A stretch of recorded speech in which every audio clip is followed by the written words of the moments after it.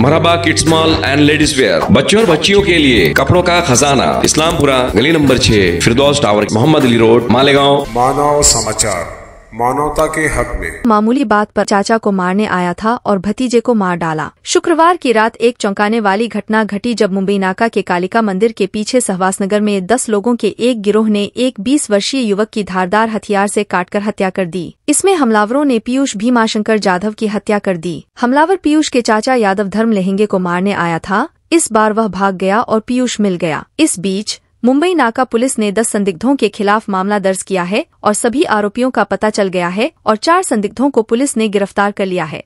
Police Sahil Krishna Wangde 18, Nitin Shankar Dalvi 18, Nilesh Ravi Nair 26, Rishikesh Santosh Jorvekar 20 सहित 6 अन्य आरोपियों की तलाश कर रही है। बाइट अशोक गिरी, वरिष्ठ पुलिस निरीक्षक, मुंबई नाका पुलिस स्टेशन। काल संध्याकाळी 10:30-11 दरम्यान सहवास नगरमध्ये एक जुन्या वादाच्या कारणावरून आधी आपसामध्ये भांडण झाले आणि त्याच्यामध्ये त्याचं पर्यासन म्हणजे धारदार शस्त्राने पीयूष नावाच्या व्यक्तीवर हल्ला केला। त्याच्यामध्ये तो त्याचं मयत झालेला आहे तो आणि त्याच्या मामाच्या फिर्यादून सदरचा गुन्हा दाखल केलेला आहे।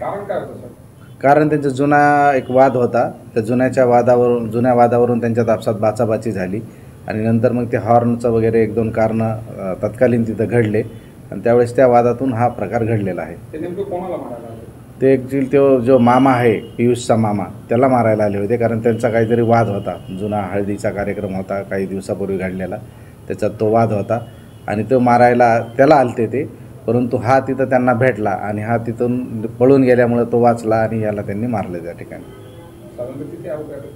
साधारण आम्ही 4 आरोपी अटक केलेले आहेत। अजूनही जवळपास सगळे आरोपी थोड्या वेळात अटक होतील। त्याच्यामध्ये सध्या जे अटक केलेले त्याच्यातलं एका जणाचं रेकॉर्ड आहे आणि बाकीचे जे आरोपी आहेत त्याच्यात 2 जण हे रेकॉर्डवरले आहेत असं आम्हाला प्राथमिक माहिती समजलेली आहे। काहीतरी धारदार शस्त्र त्यांना सांगता येईल नाही, पण ते आता आपल्याला तपासामध्ये निष्पन्न होईल।